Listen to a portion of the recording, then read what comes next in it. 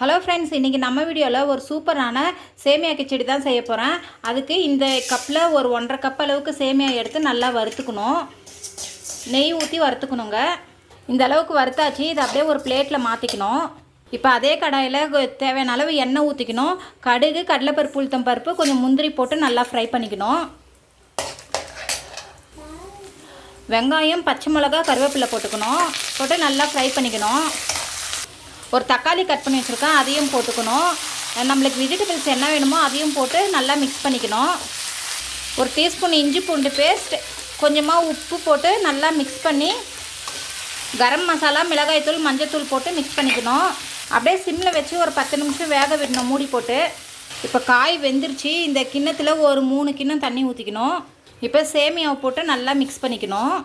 அவ்வளோதாங்க, சேமியா கிச்சடி ரெடி ஆயிடுச்சு. இந்த வீடியோ பிடிச்சிங்கன்னா லைக் அண்ட் ஷேர் பண்ணிட்டு மறக்காமல் சப்ஸ்கிரைப் பண்ணிவிடுங்க.